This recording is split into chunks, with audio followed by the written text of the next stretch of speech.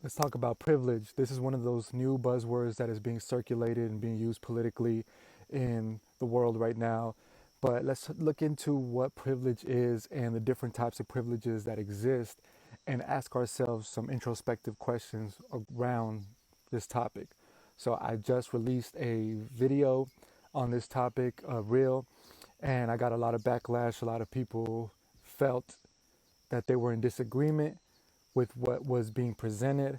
So, on this video, I'm officially opening up for people to come on here and to articulate and be a representative for their perspective. Because if you have a perspective and you feel a certain way about something, I think, and you're, commenting on somebody who's sharing their message vocally, openly, showing their face, I think that it is wise or it is just that you be able to do the same. So I'm just going to leave it open. But before that, I just want to talk about what I meant with the video that I shared today. So a lot of people are talking about this word privilege. It gets thrown around, and a lot of the words that we use, they stop losing their original meaning and their definition, and they become tools and weapons for political agendas. And so this word is one of those that's circulating in the internet right now in regards to politics and stuff, talking about white people have privilege over other minorities and things of this nature, right? The thing is, though, we all have our own privilege of something, okay? And this is what I was pointing out, that the reason that people are so hyper focused on the privileges of people in the modern, industrialized, civilized world is because they value and look at that world as something to attain to, because they want to assimilate and be part of that world. That is why they have such a high reverence for the people that they perceive to be in privileged positions in that world. Because from somebody who does not care to uphold that world, who does not agree with the direction that that world is headed, I don't care about the privileges of that world, because at the end of the day, I do not want to assimilate to that world. I do not want to be a part of that machine, that system that is being perpetuated. So for me to point out the people that are more privileged over others in that world, it just would be showing that there's something there that I want, which there isn't. So what I'm saying is, the reason that people are so hyper focused on that is because they want to be a part of it so bad. They want a slice of the American pie. They want a slice of that American dream, which is the same thing that has perpetuated these things that people are complaining about, these things that people are feeling victimized over, these oppressive things that people keep pointing out. They come from that system that you're trying to be a part of and be equal to. Why do you want equality in a system that you don't agree with, allegedly? Why do you want to be seen as equal in that system when there exists a world that you do have privilege in as a human, natural being? There's a world where you have supreme connection and allegiance with, but you circumnavigate that world and hyper focus on this other shit. You're so focused on this civilized world, this modern world, and wanting to be a part of it, that you are not even having a relationship with the earth around you, with the plants, the animals, the very thing that gives you life. And that's what I'm talking about. That's what I'm pointing out, reminding people that, look, you already off the wrong path. You trying to go somewhere that's perpetuating the same thing that you claim to be against. This is insanity, okay?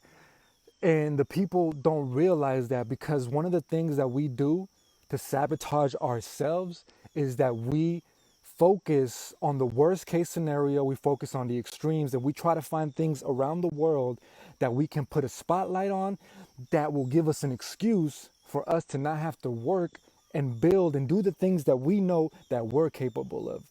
So when I'm talking about this topic, why are you putting the focus elsewhere? This is for you, and this is for you and anyone who resonates with this. If you feel that this is what you're trying to attain to, if your allegiance is with the natural world, why are you putting such high reverence on that world? Why are you trying to defend and assimilate and be a part of that world? That's what I'm trying to say with that video. That's what my sentiment was with that video. Of course, there's atrocities occurring elsewhere. Of course, there's oppression. Of course, there's racism and all these things. They exist. But am I going to let that stop me? Absolutely not. Because adversity exists for us to overcome. It exists for us to make us stronger. It exists for us to confront it. Am I gonna feel bad because there's people on earth that have it worse than me? No, in that all actuality, that's gonna make me feel grateful for the opportunities that I do have.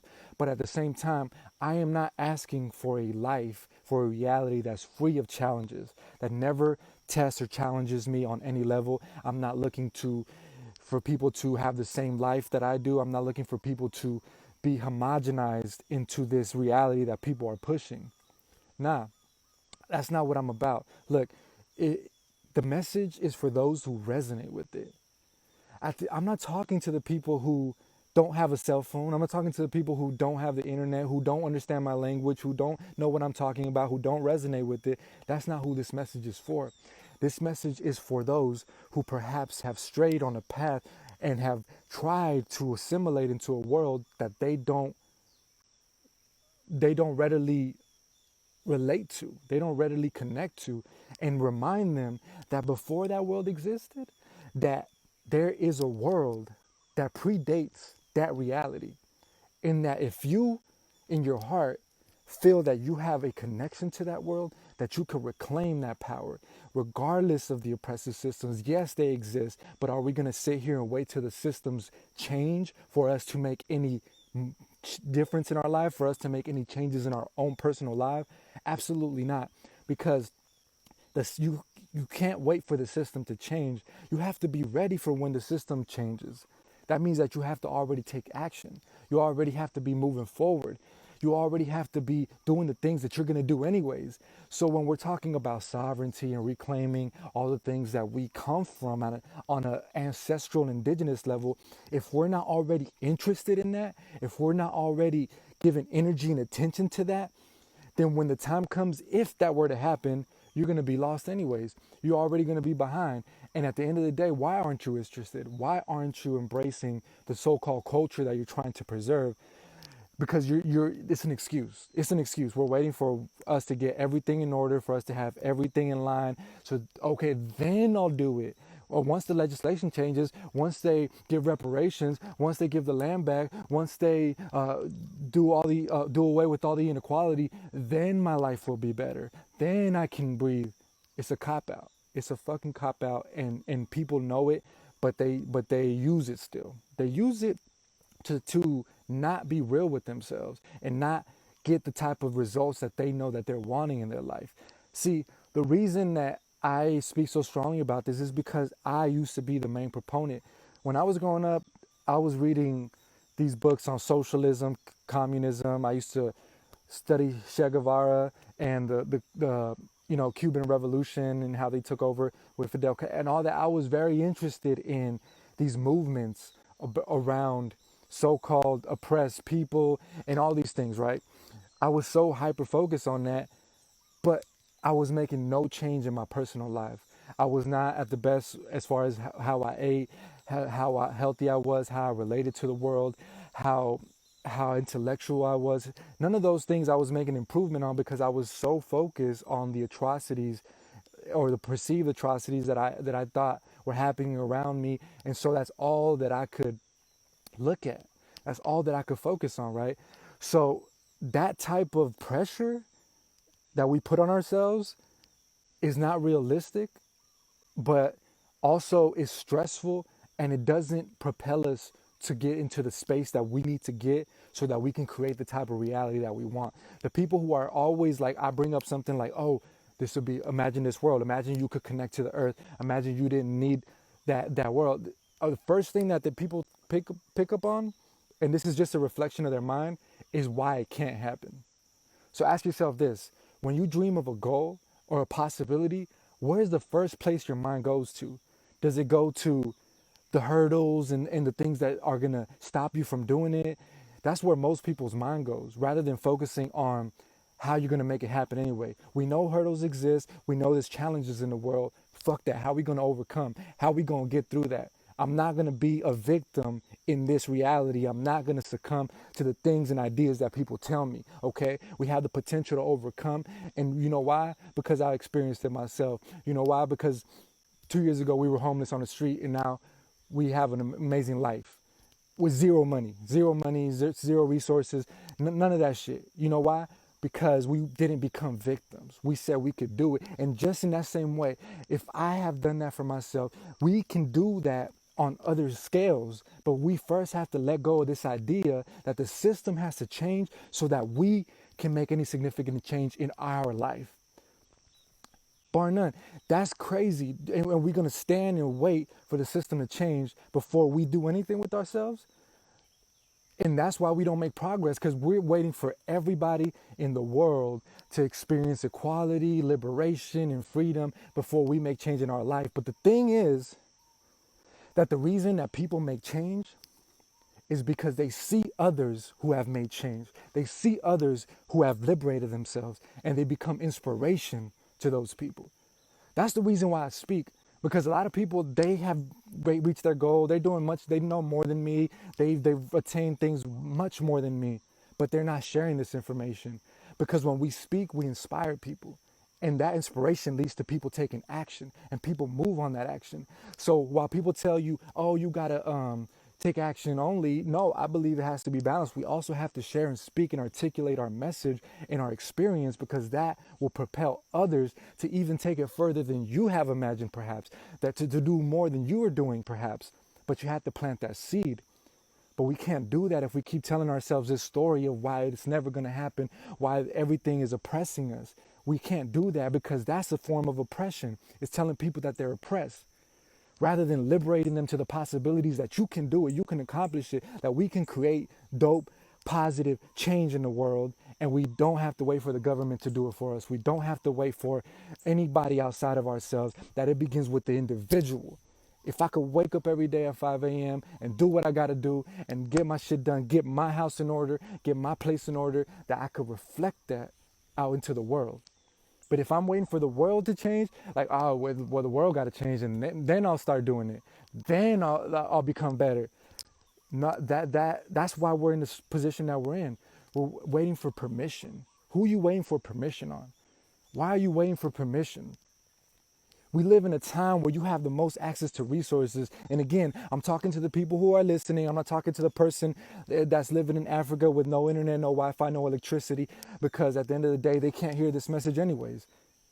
But I'm talking to the people who are here in the room, who see my message, who see my content, but who have chosen for some reason or another to put their focus in things that they have very little control over, rather than putting all their energy into creating the kind of life and reality that they want, even if that means, you know, doing things that other people might not agree with, or that they might not see eye to eye with. That's called courage. See, we can hide behind supporting all the impoverished and oppressed people. We can hide behind that, but that's a cop out. That's a cop out that people use because they don't want to improve their own life. So it's easier to latch on, and what they do is they adopt the struggles of other people so that they don't have to, so they have an excuse to not work on themselves. So they have an excuse to not level up in their life. So they'll take on the pain and the struggles of other people in an exchange, rather than to just take what they already have in the amazing opportunities that they've been presented with, and leverage that to inspire and change the world in that way.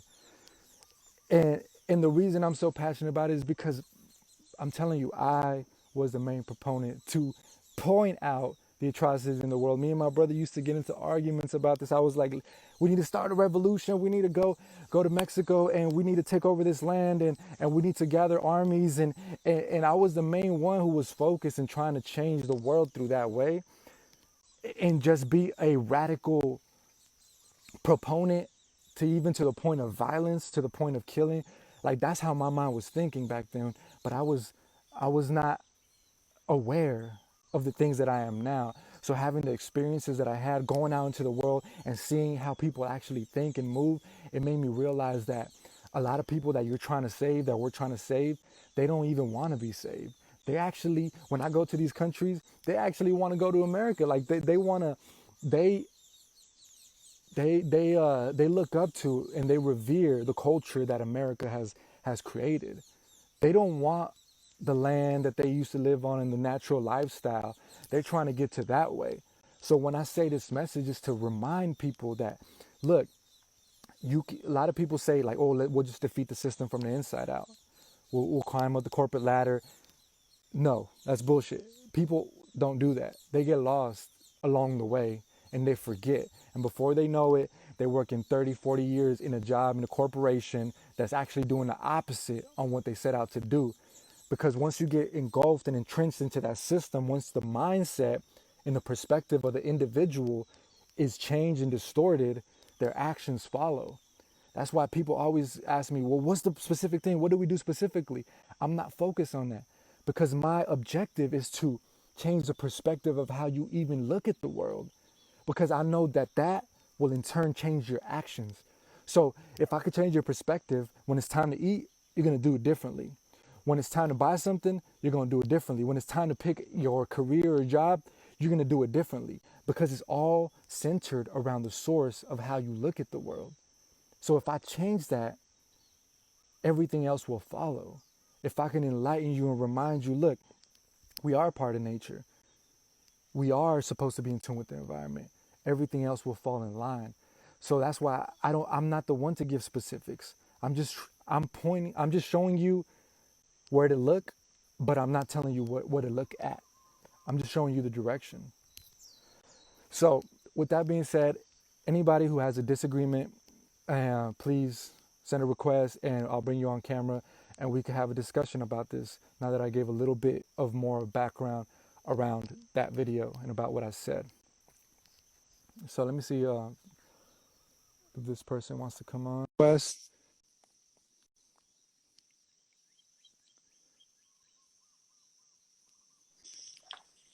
Hello, thanks for Hey, saying that.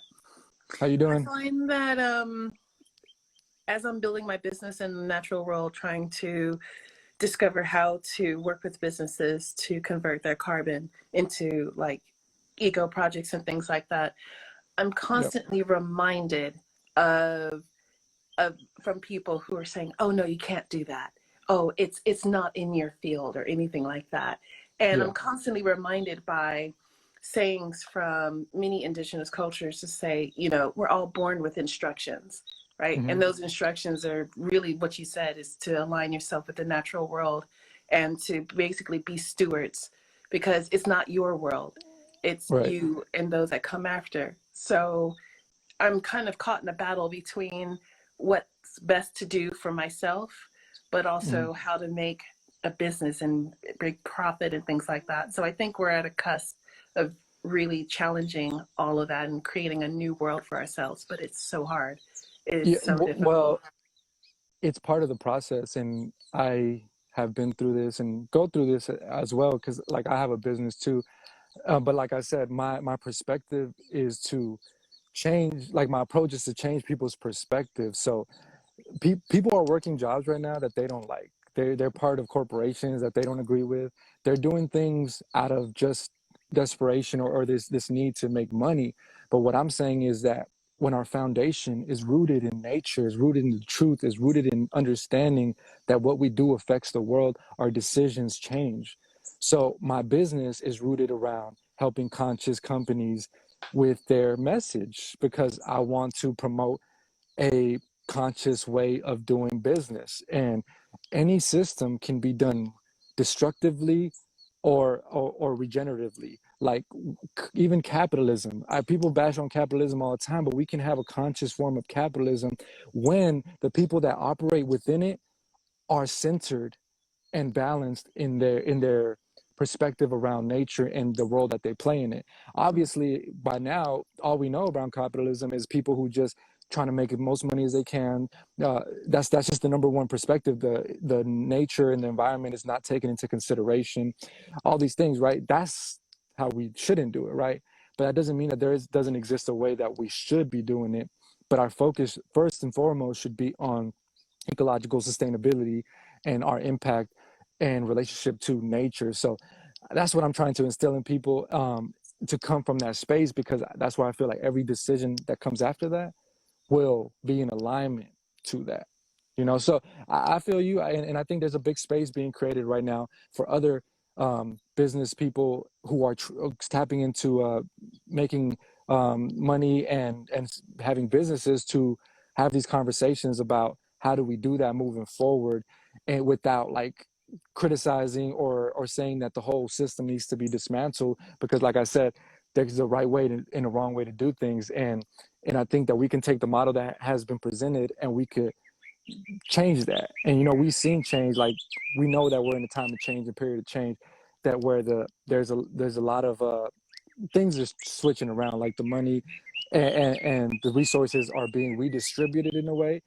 So that right there is like the perfect opportunity, in my opinion, to remind people, if you're gonna do that, center yourself first in why you're here and what sustains your life, and then go out into the world, know your purpose, know who you are, and then go out into the world. The reason why people bash on capitalism is because they go out into the world and get careers and jobs before they know themselves, before they understand themselves, and then they end up in a position and situation that they don't like, that makes them miserable, but then they blame the system. Then they Yeah. blame the system when it was themselves. You didn't take the time to know what you really wanted in life. You didn't take the time to really sort that out, and then you blaming the system.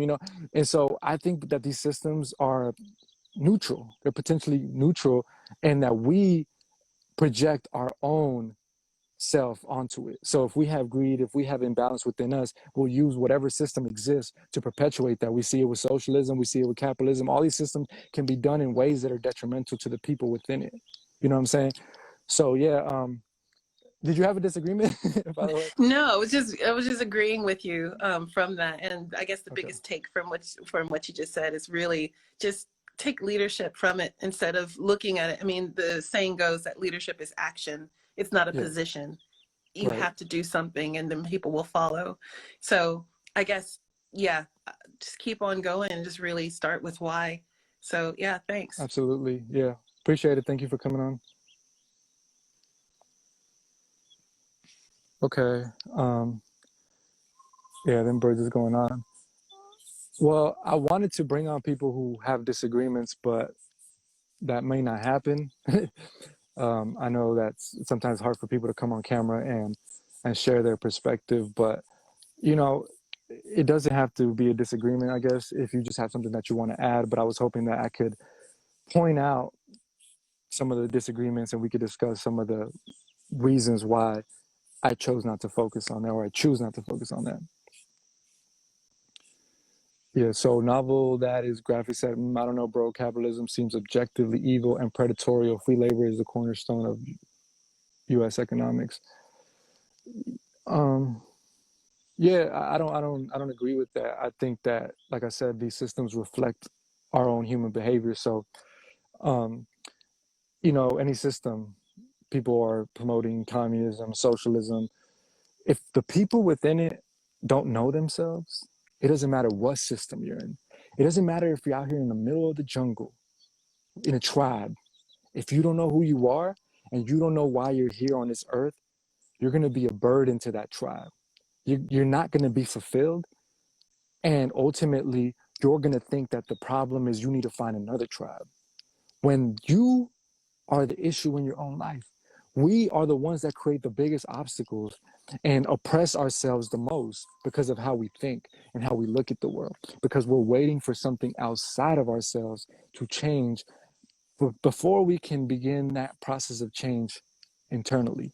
So I don't care what system it is. I'm not waiting for the system to change. I am the system, and I am changing. That's the gist. Yeah, you could come on of our ancestors. Well, the general issue that was brought up was around these systems and the oppressive nature of them. So people felt that when I said that there's people whose privilege exists in the natural world rather than in the world that has been constructed over it, they alluded to this idea that I was erasing people and that I was in attempts gaslighting other individuals who perhaps have been pushed out of certain situations that they no longer have access to. But my point is that it doesn't matter if we're in the situation that's most optimal or where we hold the most privilege or not. It doesn't take away from the fact that that's where we should be and that's where we can most thrive. So I even take myself as an example, and I think this is generally for humans in general. If humans are put into a domesticated zoo called a modern civilization, okay, you can say that they're in that civilization. That's the reality where most people exist. But is that the most optimal place that they can thrive? Is that the place that brings the most fulfillment, joy, purpose, and overall health? Or is that somewhere else? So if we can have the objectivity to be like, no, that's not the best place for humans. That is, yes, we understand that there's challenges to get there and there's hurdles and there's things that have happened that might have disconnected that. But I'm just pointing out that this is the truth still. This is the objective truth, despite the current situation of the world. If we can point that out, then we create, oh, okay, we open up a path for people to maybe perhaps pursue that. It might take time. It might take dedication, work. It might take a lot of things, you know, but are we going to focus on what it's going to take, or are we going to make it happen? And that's what I'm saying. Let's make it happen. Like, there's a lot of talk. There's a lot of people with ideas and stuff.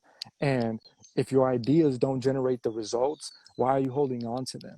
If your ideas cause you to be in a situation where you're mentally unhealthy, where you're not actively pursuing greatness in your life, why do you hold on to those ideas when you can embrace ideas that can empower you and propel you forward?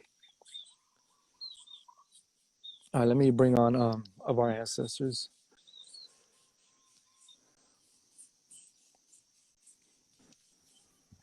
Oh, Hello.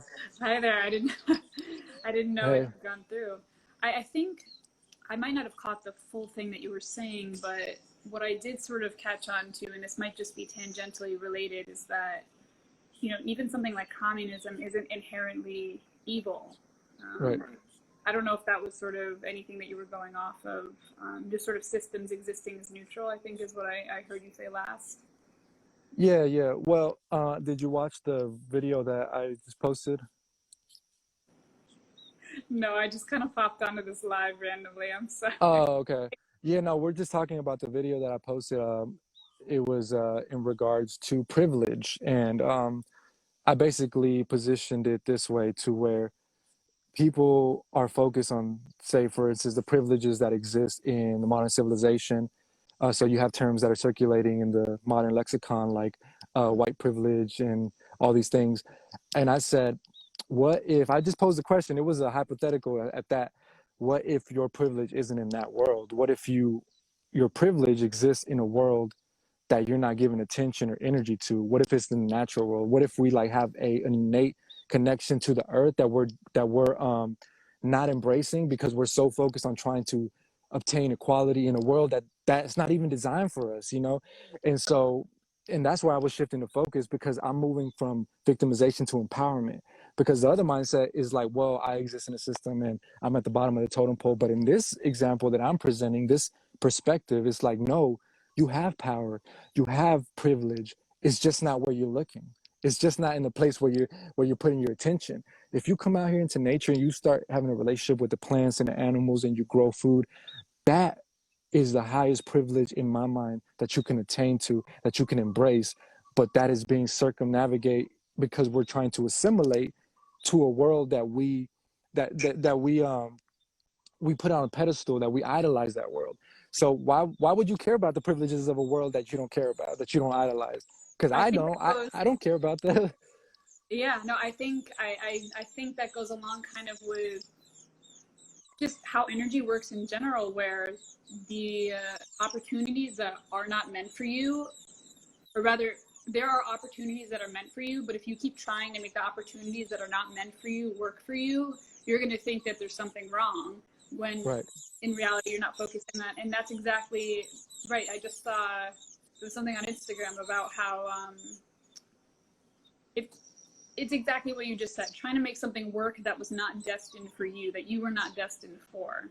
And so Right. trying to permeate your energy into a situation where you're not able to further anything. And it's, super cliche way. It's like trying, you're a fish and you see everybody on land and, you're like, oh, I want to walk. And you like try and you struggle and you're like, oh, all these systems are against me.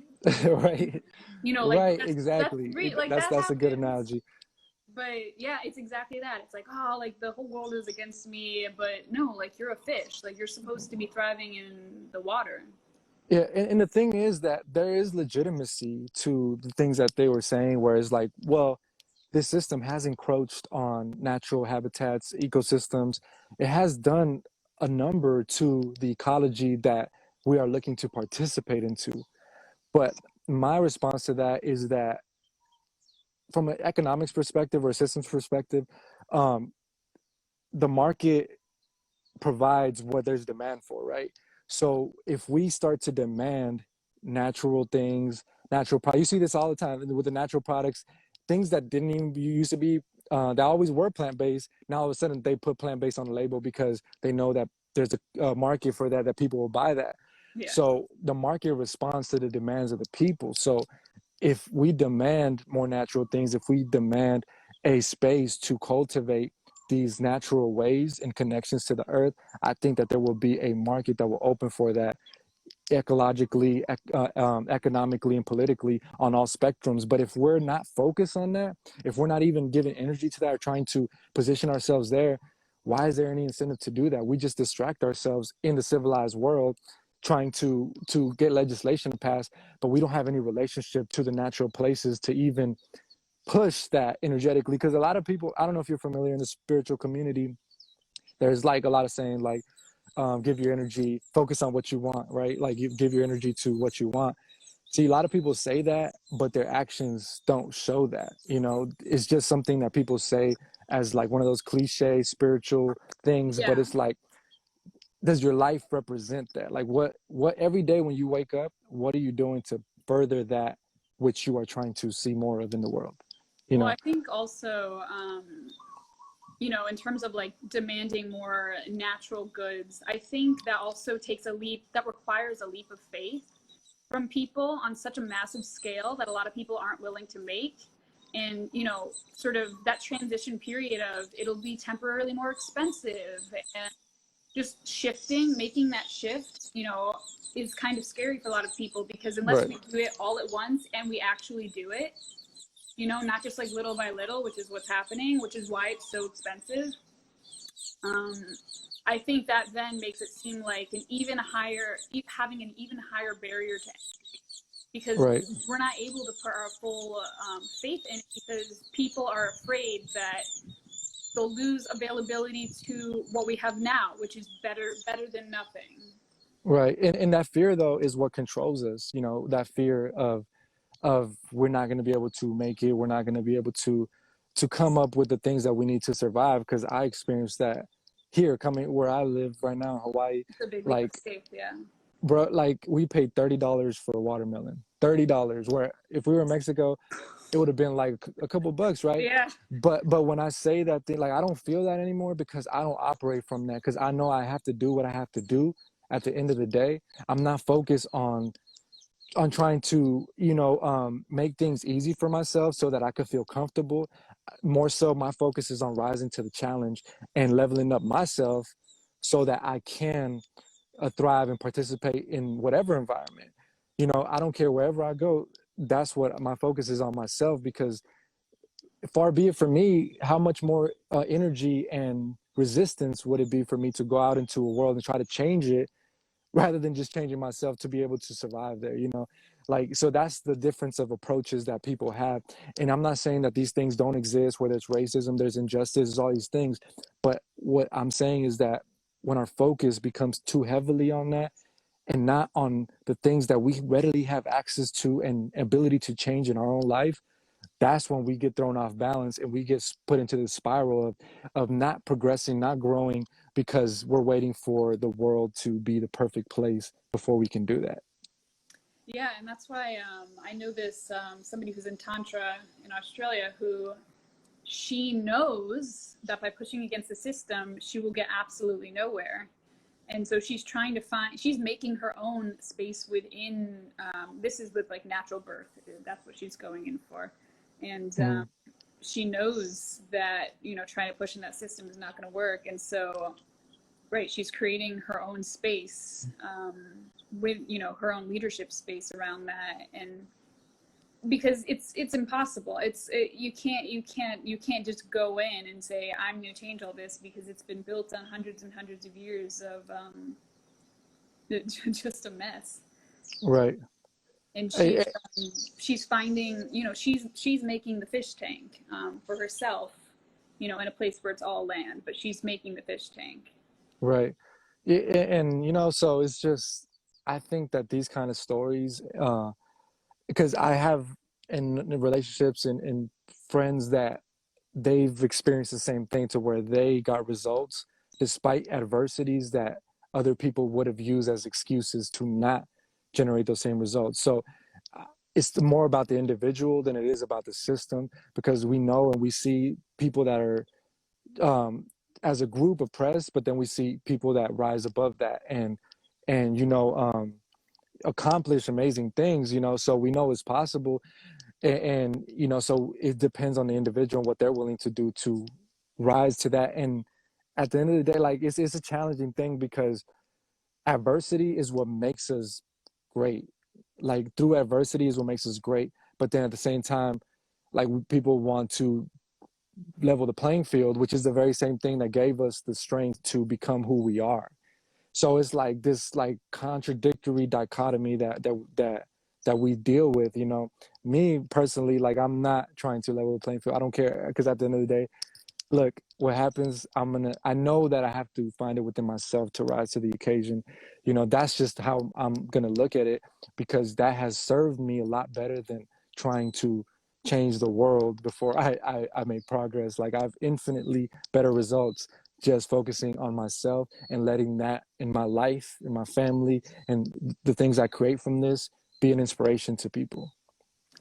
Yeah, and I mean, on the super woo-woo, macro and microcosm, spiritual world, everything, I like to say that everything is everything. And so, my body as a system can represent the universe. And so what I change in one area of my body is what I'm changing, what I'm influencing, unbeknownst to me, perhaps on a greater scale, out there. And it really is like that. Like, everything happening in the universe now is happening inside of me, in different ways.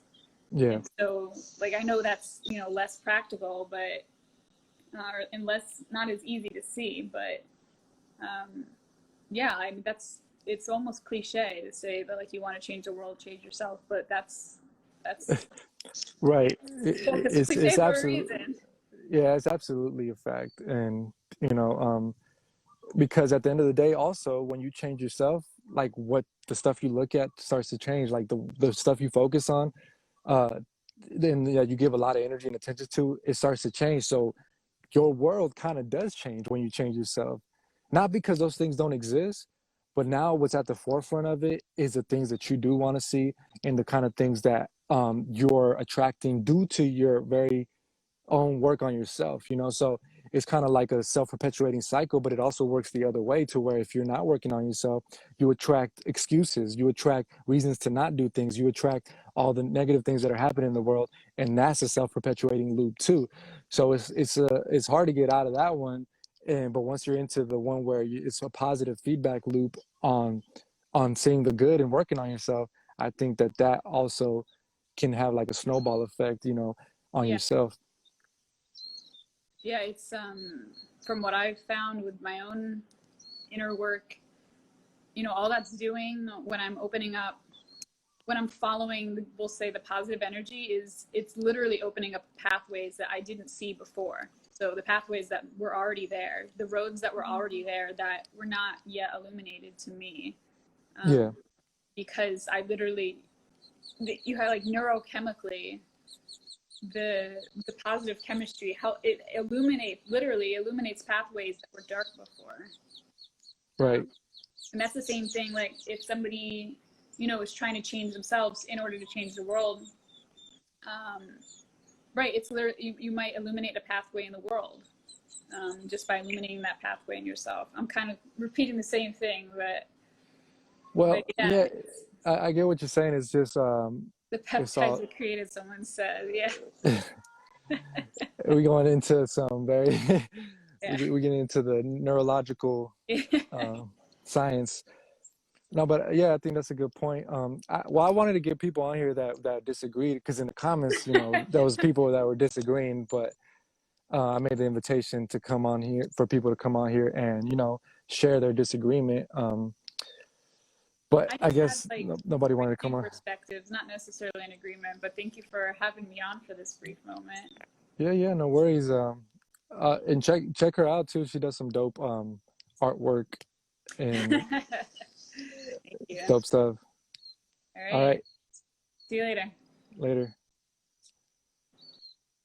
Yeah, if anybody, I don't have any more requests at the moment, but if anybody wants to come on, okay, here goes one.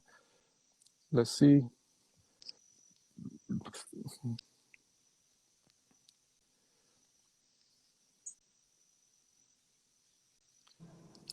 Oh, hey. Hey, how you doing? Um, I I agree with what you were saying for the most part, but there's something that because when you're talking about white privilege, I don't know, it kind of hit a nerve a little bit Yeah, because I just recently found out some information about my family, like who used to own my family. I found the descendants of those people, and then when you're looking at how they're living, and it's like, these people are still living off the same land that my ancestors worked on. right, And so it's like, although I do focus on myself, I do the work, I can't help but to feel like a sting on me because it's like, even though my family has accomplished a lot, despite, whatever they might have gone through, I feel like I accomplished a lot of things. I also feel like, regardless of me tapping into nature, like it's still gonna like hit a nerve, like knowing that these people are able to live a certain kind of way based on the work my ancestors put in. right. And I know that's not really what you were talking about, but it just, I don't know, it made me think about it. That's all. No, I mean that's a very good point, and you know, I guess my focus is on like asking people, what does that do for you, right? Like, because we have to understand, we have to process this pain, we have to process the situation that we find ourselves in. But at the end of the day, how do we generate results, right? So we can feel a certain way about things, but if our perspective isn't rooted in something that generates results, why are we holding on to that perspective? Because like you said, you already focus and working on yourself and doing things like that nature. So you're having an experience right now to where you discover something, and your focus might shift. So so my thing that I proposed, and this was like a hypothetical, right? I said, what if why are you value do you value that world, right? Do you Yeah. value the world where say for instance white privilege or white people have the upper hand?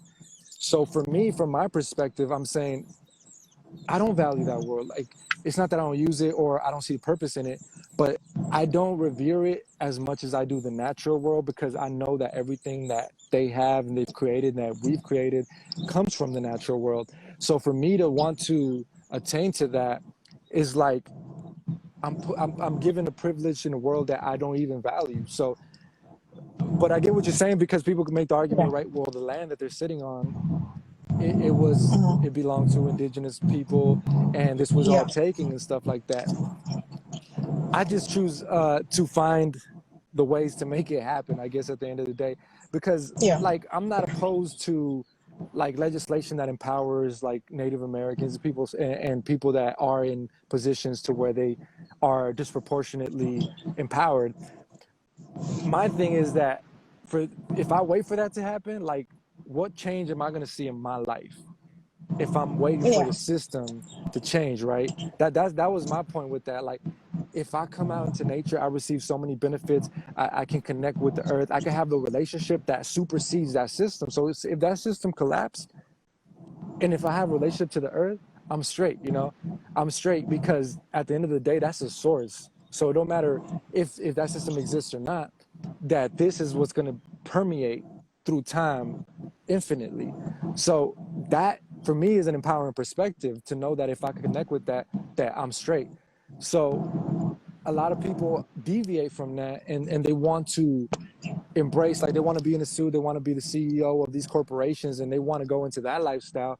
But for me, that's not a value that I have. So for me to see that as a privilege is irrelevant.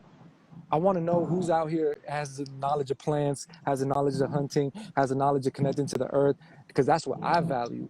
So that's a mirror moment to show ourselves, what do you value? What are you trying to attain to? And why do you feel a certain way about somebody attaining to it in that world if you say that you don't care about or value that world? Because it's a sort, like you want to kind of assimilate, right? The people want to assimilate and be a part of that world. They're asking for equality in that world, where I'm saying, like, what if our equality isn't in that world? What if our superiority and our privilege is in the natural world, and that we could thrive and survive on this world? That's what I was saying in my video. So yeah. Yeah, I mean, I actually I did understand what you meant, and like I mean, I for the most part, like I said, I agree with what you're saying, because I think you can't you can't hope to like you said, assimilate. And like, are you trying to assimilate, or are you trying to be tapped into the natural world? And like, the more I watch your videos, it did make me get to think, like, you know, how much am I even connected to this world? Right. So it's like that land, all that, a piece of me feels like, you know, like some part of that belongs to me, but then the other aspect of me is like, but if you don't want nothing to do with this, then why be even so fixated on that concept? Right. But I mean, I think even the just going over concept. generational trauma, it's hard to like, you know, sometimes it's hard to pull yourself completely out of it, because we are all so entrenched in this mechanical, or whatever you want to call this world, this Right. false world that we're in right now. Yeah, I think it's a process, and the more you kind of like bring yourself out of that world, the more you're gonna see like the redundancy. Because even this concept, like they're owning land, no, they're not. They're just sitting on it, and they got enforcements that can patrol that. So like the police will come if you intrude on that land. But in all reality, as time goes by and the earth does what it does, that that don't belong to them. Things shift all the time, and we don't own anything. So this concept of ownership is kind of what's rooted in your feelings, right? You're feeling like, well, they got something that I should have because of Yeah, something that their ancestors did to my ancestors. So it's like, but that don't mean, if anything, they've been given a burden, right? A burden of thinking that they have to attain to material possessions and have to participate in a world where it drains the energy, where they have to have a job and do things for a long period of time that they don't necessarily want to do. Some of us don't have that burden. Some of us have been liberated from that, and we haven't even been so embraced and engulfed in that world that we still have time to be able to kind of pull out back into reality. You know, we almost, I don't know. I want to say like we almost blessed in that way. That's why I was saying our privilege is in this world. So we embrace this. That's where our power is, not in trying to be more like the system that created the situation in the first place. Because if we're yeah, trying to be in that same situation, how do we remedy that? That's like a contradiction. Like you're saying, like, well, that system that fucked up and have these people impoverished and in situations that are inferior. I want to be part of that. I want to be on the up end of that. Like, what? I thought you said that was the cause yeah, of the thing that. So it's like, like we have to make up our mind about where we want to exist and what do we want to uphold and value, what system. So, like how I break it down is like the natural world, the internet world, and the civilized world. So what we're talking about right now is the civilized world and the natural world, and you know the natural world is the infinite. That's what's going to be here before, after, always. So for me, these worlds are just temporary, and we are like the spirits of our ancestors just coming back through different bodies and being like, yo, like we reconnecting, like let's get back to this earth. Let's build that mhm. connection again. That's what I represent. I represent the spirit of my ancestors who once had a connection, who's like, I know we've been asleep for a while, I know it's shiny and glittery to be up in the system, but that's not what we're supposed to be doing you know I respect that. Thank you. Yeah, man. Thank Thanks you for for the coming knowledge, on. though. Yeah, thank you. All right. Take care. All right. Let me see. Um, yeah, and also I want to say that we don't have to do it all at once. This is what I'm saying. Like, this is a process because it didn't take a day to get here. It wasn't an instant change. It wasn't an instant shift. It took many generations, and that process of reclaiming that sovereignty might take many generations as well. And I'm not saying we don't utilize technology, we don't utilize the things of modernity to get us closer to that, but I'm saying that our mindset and perspective has to shift. We have to be able to start from a place of balance, to start from a place of awareness of the ecology in our environment. Because if we don't, anything that we create and any derivative of that will be harmful and will be out of balance to ourselves and nature. All right, let me see. Somebody else wants to come in.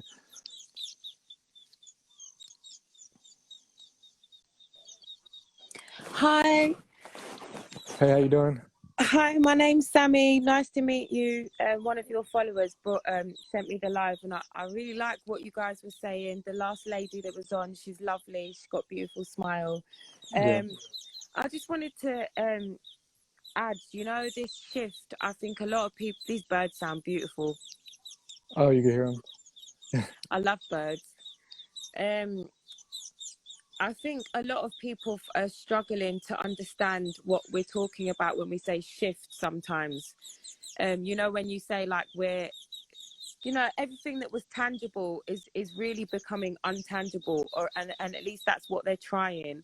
And, I always go back to the same example. For example, cash is going into digital. They've tried to Mhm. separate relationships so that we can't even feel each other anymore, like these are the tools that would have taken us through to this shift, and these are the tools that we need to bring back within ourselves and feel again, and the food that people are eating is not connecting them to this source. They're losing the feeling and they're losing the empathy and compassion, and this whole vaccination stuff, it's just, it's trying to break the soul apart and just dim that light kind of thing. Yeah. Sorry, did you have anything? Because I just wanted to focus, like, for this live, I want to focus on the topic that we're talking about. Like, just like Is it specific. asking me what I believe my privilege is right now? Well, did you watch the video? No, I just literally just joined now. I'm totally new to you. Oh, okay, okay. Well, I had put out a video about privilege and Hmm. saying that people are idolizing the modern world and civilization and all its Mm, tech, everything that it creates. But I said, what if our privilege isn't in that world? And what if our privilege is in the natural world? And that's where we have a connection to the earth, and so mm. I got a lot of feedback, a lot of people disagreeing and basically saying Oh, that really? the capitalistic system and people have been pushed off their land so they can't embrace nature. And so my whole thing right now, and the clarity that Mm, I seek to bring, mm, is just to empower people from with a different mm, perspective, mm. because to me that's empowering. I don't know to other people, because Of if you course. if you value that system, that's why you seek to have privilege in it, or you seek to level the playing field to be leveled. Because I don't see that system with that regard. For Mm, me, the privilege that I feel that exists within me at a genetic and ancestral exactly. level is in nature. Like, that's what I want to attain to and build, because that's where everything comes from anyways. Exactly. They're And just and using and nature to build yeah, their civilizations. So yeah. that's just like you going around the source. I'm going straight to the source, Straight to the because source. you know what Yeah. I mean? Yeah, because these things that we're talking about as well, they're all electrical, can in a way, to connect it to source. Like all these other things, that system that you're talking about, for me personally, none of that is electrical. None of it's connected to source, like you say, and Yeah. it's almost like you're dead because you stay in this low vibrational state. So you should really understand the privilege that we have been given actually when it comes to nature. And it's more than just sitting around nature and feeling good inside out. It's how can I explain? You know, there's mathematical miracles that I've seen in nature, and these are privileges. Like, these are miracles that we've been Right. privileged to see. You know what I mean? But people aren't embracing that because their focus is elsewhere. But this just goes back to what I was saying, that Mm, that we focus on the things that we don't want, and we, when there's something that that we could be embracing that mm. could potentially empower us, that we're not even giving energy to. We're like, Yeah, oh, like, oh, that's cool, nature's cool, okay, but what about the legislation, and what about my pronouns, and what mm, about, mm. just little shit that's not Stuff even that's empowering irrelevant. us. Yeah, Yeah. right. It's like pseudo progression. Like, we Mm. think that we're being progressive when all in reality, like, we're not. Like, it's very simple. Like, it's not a I find it quite complicated thing. passive, actually. In the lexicon that has emerged in modern times to describe all these things, the political agendas and all that stuff, like, it's a new word I hear every day for people to share, to be like, oh, this is why we're not making progress, because of blah, yada yada yada. It's always some new thing, but there's never like an empowering The perspective around solution. it. Yeah, there's Right. never solutions. There's Yeah. never ways to overcome it. There's only more oppression, more oppression. Oh, look, I found another people who are oppressed, or I found another way how we're oppressed. And it's like, when you think like that, you don't find solutions. When you Yeah. think like that, all you find is more issues, Is more more and more and more problems. problems. Yeah. This is the Yeah, state of the attitudes. This is the state that they're in right now, is like, it's not the problem that's the actual problem. It's more so the attitude, I think, towards the problem. right, right. And that's what I'm saying. The perspective has to change. Like, Yeah. the specifics of it, like, we can discuss that, and people have solutions. And when it comes to food, there's permaculture, regenerative Mm, agriculture. There's these things that I can talk about, but I mm, don't, because if we don't shift fundamentally where we operate from, our mm-hmm, perspective of the world, our actions will be a derivative of that. So if we don't have that connection, or we don't realize that we are nature and we are a part of it, then mm, what comes out of that will just be out of balance. We'll create more imbalance. It doesn't matter if you're eating plant-based, it doesn't matter how healthy you're mm, eating. If at the core of who you are, that connection is missing, we mm, will see that in the world. The systems will continue to be destructive. The systems will mm, still continue to be out of balance. So the source of the mm. issue is our disconnection from what gives us life. It's, 100%. and so that's, we can get to that. We can attain to that. Mm, I think that's mm, a very logical and possible goal that we can attain to make that connection once again. So when I put out content, I speak from the perspective of Earth. Like, I mm, speak as a mm, voice, mm, as giving the Earth a English voice, English speaking mm, language, mm. whatever. So that's where I come from. So the reason a lot of people, Well, they don't everything agree. is vibrating. Well, the reason that a lot of people, because animals can't articulate themselves in the ways that we do, but the reason that a lot of people feel a certain way is because sometimes I take humans out of that. I don't look at it from a human-centered perspective. So if there's balance that needs to be brought to the earth, people are trying to preserve humanity in all its ways, when that same thing contradicts and goes against the balance that the earth is trying to establish. So when I Yeah. speak, sometimes it triggers people because I'm not catering to their desires, I'm not catering to their The preferences, ego. Yeah. to them specifically, even at the mercy of myself. I'm at the mercy of the earth, even for myself, this body, and I'm Mm, still at the mercy of the earth, and I'm still in line and in tune with that. So if the process for rebalancing requires me to take myself out of that, I think that's mm, something that we have to look at, because when we talk about all these issues, it's always human centered. Like, oh, but what about people doing this? What about people that? But then we have to zoom out and be like, okay, this imbalance has happened because we've been so focused on ourselves, and we mm. haven't taken into consideration, what about the other organisms? What about the other non-human persons that exist on this earth? They're still struggling to look outside of that box and perspective. Right. Yeah, it's challenging because I mean, we raised in a civilization that is so, for lack So of a better term, three-dimensional. and I mean, and self-centered, narcissistic, Yeah, just where everything comes back. Even the times when people like that have these arguments where like they seem to be wanting to help people who are disenfranchised and in these yeah, positions. A lot of times that comes from a narcissistic perspective. They want to appear definitely. to be doing good in the world, but the true work is not being done on themselves. Therefore, it's Yeah, not real. yeah, It's just a way to kind of like flex your social, power, and to become an influence. That can also be why we see a lot of people doing what they're doing. yeah. So So it's like a constant search rather than within their self, and understanding that logically, again, it would make sense if each person started from within and right. worked out. Right. And it seems like, wow, that's crazy. That seems like the long approach, but that's the what really needs to happen, right? And the thing about like, oh, the whole world needs to change. No, you need to change. I need to change. Like that's Yeah, where we start. Like that's the best starting point that we can have, is to just focus all that self-reflect. energy, Yeah, boom, inward right here. What am I not dealing with? What am I not healing? Why do I have these limiting beliefs? How can I improve myself and let that be a beacon to the world to amplify that? Because mm, all I'm amplifying, if I'm focused on the negative, when I talk and have conversations with people, all I amplify and make more of is that struggle, more negative, more struggle.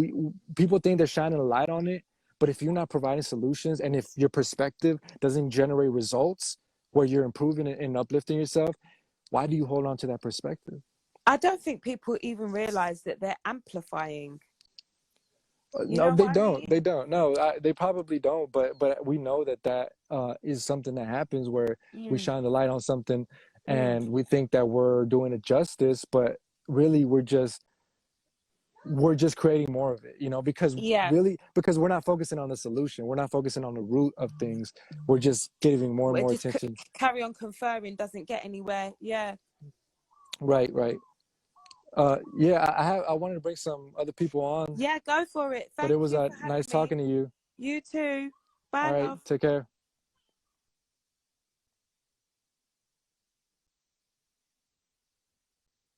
Okay. Let me see.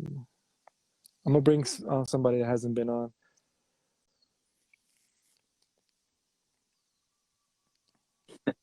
Hello. Hey, how's it going? It's going great. Zachary? I really, yeah, yeah. Oh, I go by Marlo, but Zachary's Marlo. good. I really Okay. resounded with something you just said, and it was basically about how people are triggered by basically speaking from the perspective of the earth, and it's funny to me, and it's so sad because people feel small when they are presented with that perspective. It makes them feel small. It makes them feel insignificant, like they're not being noticed or they're not important. When really it couldn't be further from the truth. It's like when we identify with the earth, we grow exponentially. We grow to the size of anything, and that's what our true self is. That's the true to truly look inward. You hit a point where you kind of go out the other side, and you realize I am all of this. Right. I'm every person I've ever met. I am the trees, and I am the flowers and the bees, and every life form on this planet. And that is, I think, really the only when people need to realize that for us to value Earth. We need to realize that to get out of this apocalyptic disconnection. Yeah, and it has to come from a place of action. Like that has to be reflected in your actions, right? So it's one thing we say and have these ideological discussions about the earth and ourselves and how we relate, but then there's this whole practical thing that I think that a lot of times we overlook, right? Like just actually going out there and doing this and having this, because I think when we speak, because it's an aspect of us, spirituality and what we deem spirituality and is an aspect of humanity. Like this is something that how we interpret and reason the world is something that's in humans, but we also have to realize that we have, along with this practice, we have also lived in an actionable practical reality where we do interact with the environment, and not every interaction is super deep, but we still have those moments. So I think a lot of times when we're having these discussions, people go in their head, right? They live in that space, but then when they get off, it's like, okay, now what? now what am I doing? And sometimes it seems mundane, but like the stuff that actually creates connection requires like discipline, and it requires some very tangible, very very just structured ways of being, you know. But I definitely agree with you saying, like the earth is just this how do I say this, what's the word, it just, it's a fractal, right? It's a fractal, like you're saying, like you the smaller you get, eventually you big, you encompass everything, you know. And so the way we live our lives, just like we were saying, is a fractal version of what we put out into the world and what we want to see and how we affect the world. So yeah, I think that's a good point. Well, a big part of that work, the actual practicality, it's not like, just cultivating this ecstatic, like, oh, I'm everything, everything is me. I mean, because that can just Right. become another ego trip. And a lot of people use spirituality. They say, I was just talking about this with a friend. They say, I've got it, or I'm everything, or I'm the self, I'm the soul, whatever. Yeah. And that just kind of keeps them from actually holding themselves accountable and being like, okay, I am actually carrying on, I'm tracking the seeds of that, kind of colonial owner separation ideology everywhere that I go. When it's Right. really, it's about like continually, like like the waves breaking and receding, coming back, like falling down and getting back up again, and realizing every single day that you have to get closer and closer to it. You have to cultivate that sense of connectedness and really like look people in the eyes and really listen to people, and not just like declare that you've got it and, brandish that flag and wave it around, because it can just be another ego trip. It usually is. I tend to find that when people proclaim that, it's like they're usually the ones who have done the least amount of work on themselves, or who have failed to see the possibilities of what they can actually become. They feel they already reached the mountaintop, when in fact, like, they're just getting started, you know. And there's these layers that kind of emerge and peel from ourselves, that we reveal over time. So you might peel a layer and be like, oh look, I'm here, I arrived. But you got so much more to go, you know, and so much more to shed. And when you think you arrive, it's like, well, you never gonna arrive, and you might never arrive. And that's, we have to be okay with that too. We have to be okay with that this is just, that the journey itself is the thing, you know, that there's no end goal, that there's no thing that we have to get to, but that, like I said, it's a never ending thing. Like, you know, there's no like solution I'm looking for, or no point that I'm gonna get to where it's like, oh, that's it, we did it. You know, I just think that life is meant to be experienced, and but we come out of balance from that. So yeah, we can get to a place to where we're more balanced, but even then, like in day to day, like we were talking about the practical, in day to day, there's still stuff that we have to do, and we still have to be here, but we still have to carry the understanding, like you're talking about, the macro and the micro, and the duality of it all in our day-to-day life. But we still have to be here. So a lot of people, when they get into spiritual, they just go off into another world, and they stop being here, when the whole point to be here was to be here, right? Like that's why I say, like, we're But yeah, here. it's like so many people say like that that the purpose of the soul or whatever is like to transcend this world, and it's just like, it's like this very old view that like the material world is like, is rotten or is wrong or is illusory. It's like maybe it is on some level, but this is heaven. This could be heaven. This could be, Right. the most beautiful place in the world. And I think It that is. that sometimes stems from like this kind of religious perspective, to where we, and I think about this, like, what if we go our whole life and we take for granted like this gift that we've been given, right?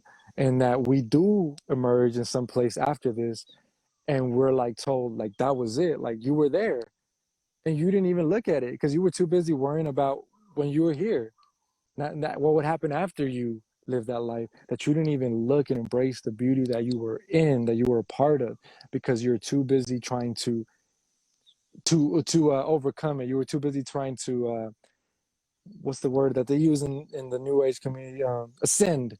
You're trying to ascend from reality, you know, when you're Yeah, like, bro. you're trying to ascend, or raise up the vibration and go into your crown chakra and burst out into the ether and the non-dual. Exactly. It's like, just get over yourself, man. Just What be here. you, right. What if we were just put to be here and enjoy it, but we can't because we keep trying to ascend.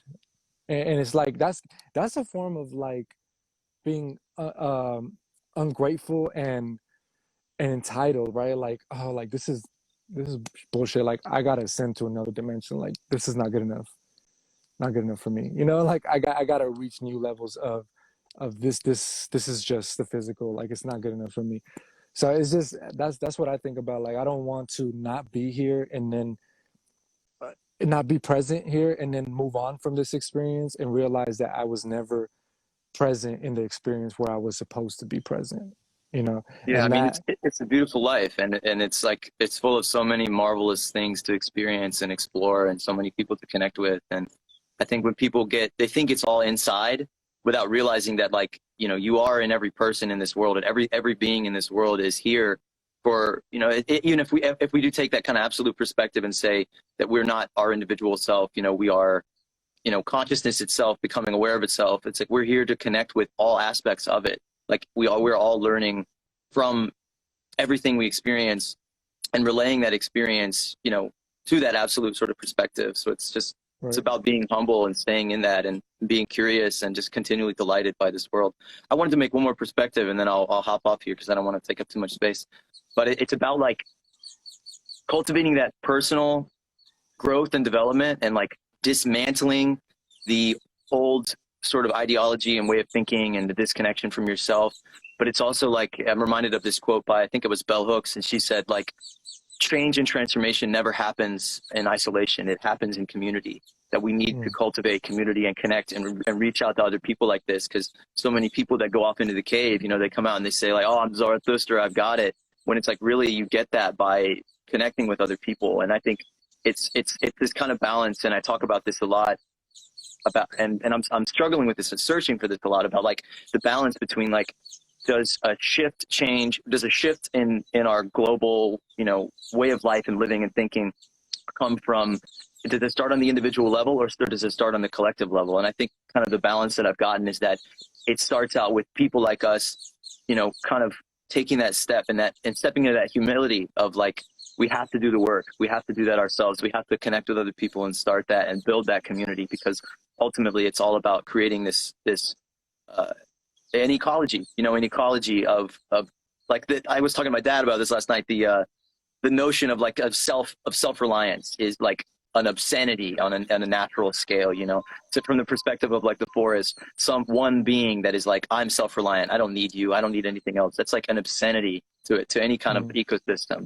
So it's like it for me, it's just all about constantly getting back to that, about like moving away from that individualistic perspective and being more collective in my thinking. Hey, I actually just kind of discovered your page today. I mean, I sent you a message before this. I'm glad I saw you had a live and figured I'd jump on. But I Oh, have a okay. podcast called Moneyless Society, and I sent you a message, and Okay. I'd love to have you on. Check Yeah, out our for stuff, sure. and if you like it, and we can keep having this conversation.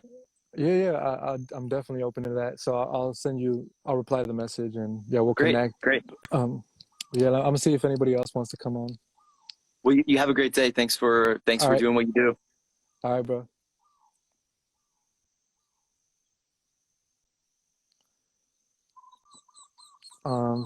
So anybody that wants to come on, just send a request. I seen somebody that said they wanted to come on. Okay, there they are. Okay. And to add to what he was saying, I just had a thought. Like it begins on an individual level because what leverages us to even have this conversation, right? The reason why people are in the room while we're talking live to other people is because we've done some of that work and we began with ourselves to be able to then come together and build upon that. There's a divine, great power in community that I've experienced for self-healing, for development, that exists that I don't think many people have tapped into on that deep level, on that intimate level, to be able to work on yourself as a part of the community. So I definitely agree with what he said on that point. So I'm bringing in somebody else. Hey, how you doing? Hello. Hello. How are you?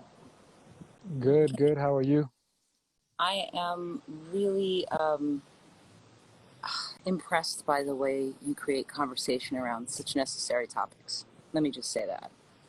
I'm You're amazing. grateful. You're amazing. I wanted to offer a gentle question to Okay. those that disagree with you. How do you know that the natural world isn't beckoning you, and that isn't the hole that you've been trying to fill. If you grew up in a city, if you are accustomed to abandonment, any sort of, I mean, living in the world is traumatizing, and you've never had a chance to connect, how do you know? Right, that's a good question. I'm a little, person from New York. I grew up in the asphalt jungle.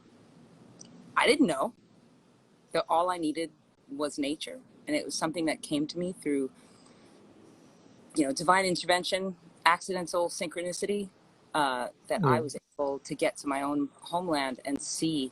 I'm Colombian Venezuelan native. Oh, And okay. I had no idea what Mm. I needed. I didn't know how important color was to my chemistry, the color of nature and what it gives to me, the perspective, the hope, the antidepressant, the sense of community I have with plants, Yeah. because I had never experienced it. So I pose this gentle question to those that disagree. Why don't you try it first? Right. Because It, there is a lot there. I think you are right. There is a privilege, and we don't even know it. right. And I think that's a good question, and we also have to see that some of them might not even realize that, and that might not be their intention to want to do that, and or they might think that that is right. Because their focus is so heavily on that world that that might be what they want. They might be confused in thinking that they represent or have anything to do with nature, and they might have to come to a point to accept that they do want to in fact assimilate into that world, that they do want a equal part in that world, and that's okay too. But the message that I speak is for those who know that they want to re-assimilate into the natural world and have a relationship with that, and are willing to do the work on a both mental, emotional, and physical level, do that, have that discipline, and not victimize ourselves despite the situation that the world is in. There's all kinds of trauma, like you said, that is happening. We are not going to take that away. There's prejudice. We're not going to take that away. I'm not at war with the things that exist in the world, Mm-hmm. because I'm much more focused on cultivating and creating the type of reality that I see in my mind, that I know is possible. So it just reveals a lot more to me, the nature of their mind when they respond to me that way, because I know they respond to life that way. When things happen in their life, their focus immediately goes there. That's the program that they've inherited, and that's the subconscious response that they have to everything in their life. So I can bring them anything and they'll find the negative in it. I can offer them an amazing opportunity and they'll find a reason to sabotage it, because their mind is so heavily focused on that. I don't tend to pretend that these things don't exist. That's just not Right. where I operate from. I don't get a sense of that. That's not where you come from. And if someone's interpreting it as that, I don't think they've watched enough of your videos. Right. You Yeah. offer intelligent questions. So if you're questioning how you represent, that is not how you represent, just so that you know. Right. Yeah. I mean, yeah, but again, it's just people's perspective. We project ourselves out to the world. So what our beliefs are, how we see the world, even if I don't mean that, even if somebody else is saying something that they don't mean, they will project that onto other people to mean that, because they are convinced that they have to focus on the things that they don't want, or they have to focus on the injustices. Like that's the program. It's a reactionary thing to where you don't even realize it. Like people have been offered amazing situations in life, and they have found the things to complain about. They have found the things why it's not going to work, and they will sabotage themselves. That's a program that is running out there in the world. I'm saying let's not run that program, be aware of it, and instead run the program of, when things happen or challenges come and we know that they exist, to overcome that and to focus on the potential and possibility that we can create when we stay centered in that reality. I feel this like need to like defend every little like ghetto child that Right. lives in an asphalt jungle, because, and actually all people who live in big cities, I come because, from that too. okay, because the sound is such a violent act.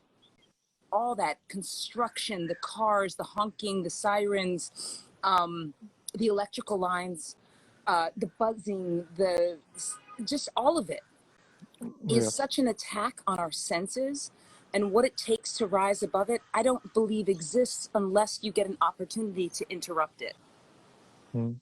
If you never get it interrupted, I don't think, and I'm only speaking from my experience because I don't think I could have. I would not have been capable had it not been exposed to me. Right. So maybe someone else can, and all the blessings in the world to that human. I'm not that human. But, coming from New York, keep it real, don't change just because you got something, you're going somewhere, stay in the neighborhood, Right. all the stigmas of coming from that type of environment literally teach you not to seek it. And it's very interesting how much people will argue with me when they're like, how could you leave Brooklyn? How could you leave New York? How could you not? I'm like, bro, it's real simple. Because 20 years ago, the last time I was in the neighborhood, you were still standing right there, B. Exactly. And that's the thing, that the people who are trying to keep you in a situation, that's why I didn't worry when I left the situation I was in, because I know if I go back 5, 10 years, people are still going to be doing the same thing. They're not going nowhere. There's nothing that's going to change there that I'm missing out on. But there is a lot of potential that I'm missing out on if I don't take that leap of faith. So like you said, for me, I had to see somebody else doing it too, and I had to see that it was possible. But my perspective wasn't on what, because what a lot of people say to me is like, well, that's not possible for everybody.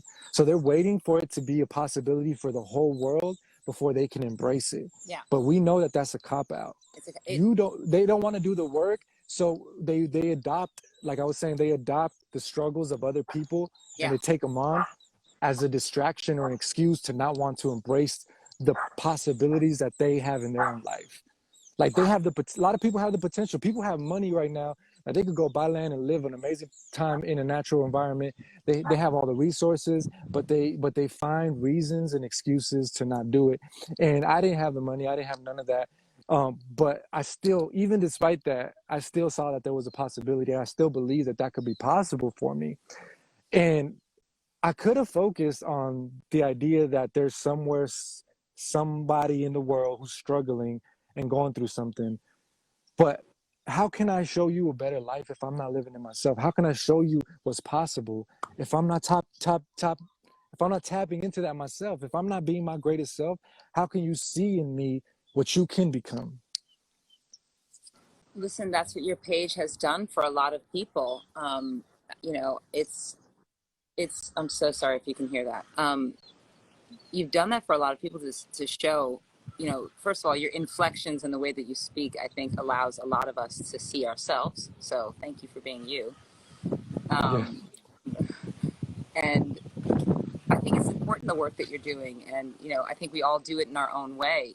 I know that everyone who knows me, and, I had a career that I neither wanted for myself. It wasn't my desire. It wasn't my dream. It wasn't my direction. Yeah. It wasn't my story. But, I was told, girl, you can make bank. You could Right. be famous. You could, you can have clout. You can have power. I went after that for 14 years. And it was the ugliest time, the darkest. I lost more pieces of my essence and my true being, going away from what I was being actually attracted to, which was always to make this money so that I could end up in nature. How about that? Right. So, what? Like, finally, I caught myself, finally, I was able to sort of shift and see that. But I think that it's not even a lie and it's not even an excuse. I actually want to be gentler with humanity and say that we're talking about, if you've never put your hands to your face to realize that there's a set of glasses there that are fucking with your true vision, then Yeah. you'll never know. Right. You need to go and not stay at a resort, in the middle of, a jungle, or no, go to a town that doesn't have a resort. Go somewhere that has nature, that relies on nature, that has a community. It doesn't have to be an Aboriginal tribe that's never been touched in the world. I'm talking about, they're all over the place. Right. Pick these places, they're all over the world. They're in the mountains of Canada. Yeah. They're in the mountains of Oregon. You can find it all over South America. Exactly. It doesn't And have to be, Hawaii, like what you chose. It doesn't. right. And for all intents and purposes, like I just feel like, well, this is something that happened. Like I feel like this is part of my destiny. It's not something that I chose specifically, like to come here, but so I just got to point that out there. But like you're right, it exists everywhere, and that's what I'm not a proponent to. Like you got to go to a tropical place or you got to go here specifically. Like I think that you can find what I'm talking about just about anywhere on the earth because it is everywhere. Nature is everywhere. Like, yeah, there might be things constructed on top of it. There might be this illusion that you're separate from it, that you're insulated from it.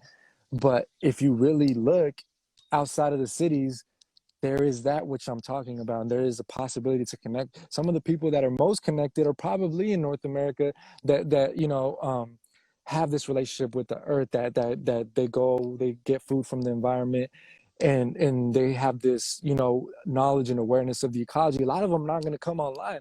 That's the thing that people go all the way to one. Like I'm kind of like a bridge because I'm Mm-hmm. online talking to people and showing them this live way, but the people that are doing it probably more than me, they're not going to come on camera because they kind of refusing this life. So but that doesn't allow people to see what's possible. So a lot of people criticize me, oh, you got a phone, you got technology. Yeah, because I want to show you and teach a message. Like that's why I use technology, because that's part of the approach, that's part of my purpose. You're alive today, period. And today, we have this means of communication.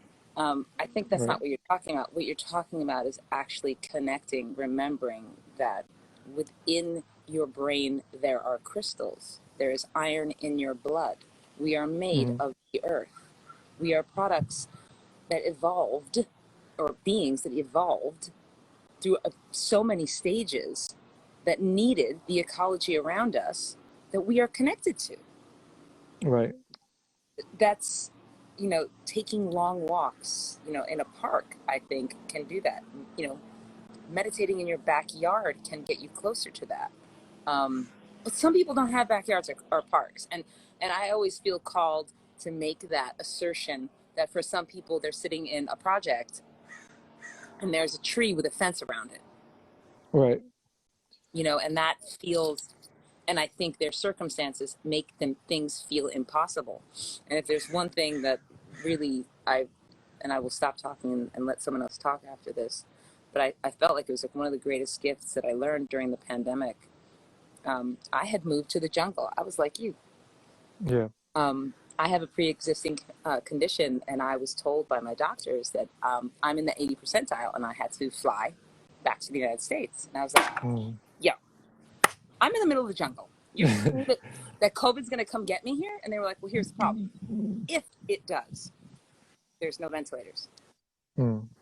And I was like, okay. So I flew back in the middle of the winter when the border closed in March 10th to be exact. And I was devastated. No more whales, no more dolphins, no more birds. I had a puma approach me days before I left. Oh wow. And I mean a wild puma. I'm not talking about a zoo here. I had, a fox sitting in my living room 2 days before I left. Just came in to hang out. Mm. And I sit quietly when I find these animals, and I try to respect them and, of course, keep safety, blah, blah, blah. And I kept asking myself, my God, how am I going to leave this? And when I got back to New York, the trees, they look like skeletons. It looks like everything's dead. But the smallest little buds were attached to each branch. And it reminded me, and I would go back to that same branch and look at those buds every day. And it reminded me that nature is thriving. She's pushing through the cold. She's doing the work. She's trying to grow. And this is exactly what we all need to do. That in the devastation of night, just keep pushing and you'll Mm. get there. And it's really funny. It was a magnolia tree, actually. And that magnolia is when they finally came in April. Right. Like end of May, right? It really uplifted me. It reminded me that they're in the darkest and hardest of things that we are pushing through. Nature prevails. Growth still happens. Life is still here. You can still do this. I don't care where you're at in your career. I don't care how many children you have. I don't care what's going on, how much debt you have. You can still create a life that's connected to the earth. There's no Right. timeline.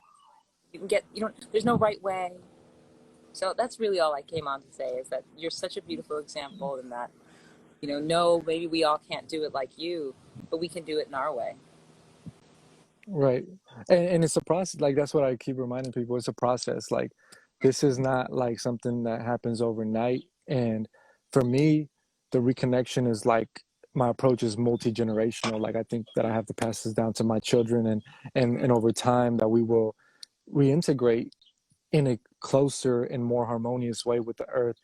I talk about it as though I am there, and I'm embracing all of it, but I'm going through my own journey, and I've been going through my own journey as well, and I will continue to do that. So it's like no rush for people, but I think the seeds that I'm planting are psychological, to where I'm planting ideas in people's minds. So wherever they're at, even if they're in the middle of a city, like I was looking out my apartment window into the alleyway with the crackheads and wishing like, man, I don't want to be here.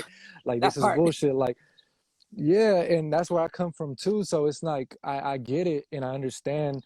So that leap of faith, that plunge that I took, was necessary, and that's the thing that's stopping a lot of people, because they're fearful of how they're going to make it work, how they're going to be provided for, all these things. But I know through experience that it's possible. So that's what I choose to focus on, because I've done it. I've seen other people around me that have done it, that have amazing opportunities, because they chose to focus on the things in life that they wanted to see more of. And so I come from that too. I wasn't born into this. Like, I'm not like inheriting this wisdom from a lineage of people who live like this. Like, this is me on my own quest, and then coming back and sharing that with people who come from where I come from, to know that it's possible for them too. Well, I gotta say, what you said about it being, finding our privilege and questioning the statement of privilege, I think that was the greatest gift you've given your community thus far, because I think that labels are dangerous. Yeah. And the idea of labeling that someone else has privilege and you do not, or labeling yourself the way I've been doing, because though I come from, I'm an orphan, I've got, multiple health issues from an unbelievable traumatic, beginning, I still know that I'm a beautiful, intelligent woman, and that gives me a privilege. Right. Everybody thinks I'm one of them. No matter what country you come from, I meet people and they think I'm one of them. So instead of having the experience of exclusion, I've always had false inclusion. Mm. And that's a weird place to be with your identity. And, I've beat myself up as we began to talk about race, that if you grew up in the hood, like, you serious? Yeah, we all knew this was happening. Oh, the police are corrupt? No shit, motherfucker. Like, Right. come on. But as we talk about privilege, I think we start to get down on ourselves, and we start to either minimize ourselves or also minimize ourselves because we have too much. And it's like, stop, push that out of the way, stop with this talk, and remember the real privilege. Right. What I say is that gratitude is what we feel when we recognize what we have privilege over, right? So if you want to feel gratitude, look at where you're privileged. Like, we're all privileged in some way over somebody else. Like, if we have food, if we have you know, family, if we're beautiful, if we're in shape, in some way, shape, or form, It's a there's privilege. something there's something that you're privileged, and if you want to feel gratitude, find that in your life and acknowledge it, and you will feel gratitude. Thank you for taking the time to have me on. All right. Yeah, appreciate you. Thank you for coming on. Nice to meet you. All right, nice to meet Blessings you. on your journey, brother. All right, take care. Bye-bye. I need to know how to end this. This is on you. Yeah, I'm getting it. All right. Does anybody else want to come on? I think I've been running this for a while now. This is cool. I'm enjoying connecting with different people. So if anybody else wants to come on, if not, then I will be ending this live. And of course, I'm going to save this live for everybody that was asking if I'm going to save it. I think there was some amazing conversations and insight that was shared here. And, you know, unfortunately, we didn't get anybody that was in complete disagreement as they were in the comment section of my video. But that's okay, because I think that the message was received by those who were here to receive it. And in time, the seeds that were planted will sprout. And whoever is meant for that to grow in them, it shall be. So, yeah, with that being said, I'm going to see y'all next time for the next teaching, for the next moment of introspection and self-development that doesn't always feel good, but it's necessary. We got to have these conversations. We have to realize and ask ourselves the hard questions. What are we focusing on? What do we value? What do we want to be a part of? What are we privileged over? Why do we focus on the negative in life? Why don't we focus on what we want more of? These are questions that we should ask ourselves. So, yeah, man, I really appreciate you guys for being alive, and I'm so grateful that I have the support that I have and that people actually listen to what I have to say. You know, stay balanced, y'all.